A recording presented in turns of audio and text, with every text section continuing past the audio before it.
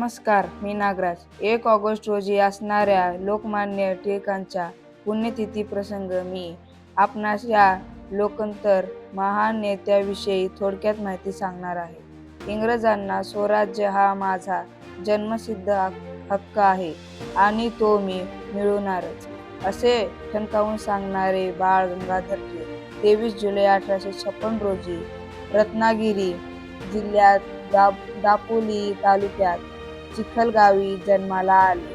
त्यांचे खरं नाव केशव होते, परंतु घरचे त्यांना लाडाने बाळ म्हणत तेच पुढे कायम राहिले.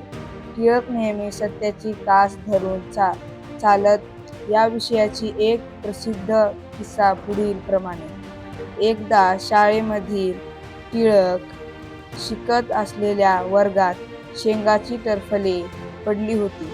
ही टरफले टाकण्यास चूक कोणी केली आहे हे मान्य करण्यास विद्यार्थ्यांपैकी कोणीही कबूल होत नव्हते. त्यामुळे शिक्षकांनी सगळ्या मुलांना ती टरफले उचलण्यास सांगितले. टिळकांनी मात्र त्यावेळी शिक्षकांना निक्षून सांगितले, मी शेंगा खाल्ल्या नाही, मी टरफले उचलणार नाही. या प्रसंगावरून लोकमान्यांच्या व्यक्तिमत्त्वातील स्पष्ट वक्तेपणा व कणखरपणा बालपणी देखील किती प्रखर होते हे लक्षात येते. इंग्रजी, गणित, संस्कृत व खगोलशास्त्र या विषयाचे टिळक हे तज्ज्ञ होते. त्याने पुण्याच्या डेक्कन कॉलेजमधून BA पदवी तसेच सरकारी लॉ कॉलेजमधून वकिलाची पदवी घेतली होती. लोकमान्य टिळकांनी आपल्या लेखन, भाषण व सामाजिक कार्यातून जनतेमध्ये राष्ट्रीय अभिमानाची भावना जागृत केली. ब्रिटिश सरकारने देशद्रोहाचा खोटा आरोप ठेवून त्यांना मंडाले येथील तुरुंगात टाकले. तेथील तुरुंगवासात त्यांनी गीतारहस्य म्हणजेच कर्मयोगशास्त्र हा श्रीमद भगवद्गीतेतील कर्मयोगाचे तत्त्वज्ञान अत्यंत सखोलपणे मांडणारा ग्रंथ लिहिला.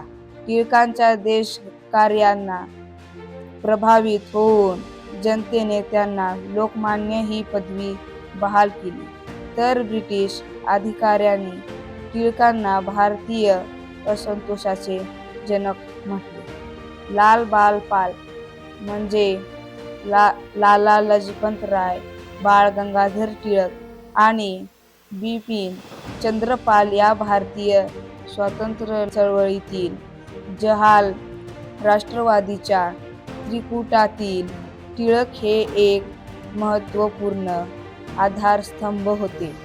जनजागृतीसाठी टिळकांनी केसरी नावाचे मराठी व मराठा नावाचे इंग्रजी ही वर्तमानपत्रे सुरू केली होती. त्यांनी पुण्यात सार्वजनिक गणेश उत्सव सुरू केला. तसेच शिवजयंती या उत्सवाचे पुनरुज्जीवन केले. यामागे ब्रिटिशांविरुद्ध स्वातंत्र्य लढ्यासाठी लोकांनी एकजूट व्हावे व त्यांच्यात राष्ट्रीय अस्मिता जागृत करावी हा हेतू होता. अशा रीतीने निरंतरपणे देशसेवा व समाजसेवा करीत असताना 1 ऑगस्ट 1920 रोजी लोकमान्य टिळकांना देवाज्ञा झाली. लोकमान्य टिळकांचा देह जरी पंचत्वात विलीन झाला तरी त्याची विचारधारा मात्र देशाला प्रेरित करीत राहिली. जय हिंद, जय भारत.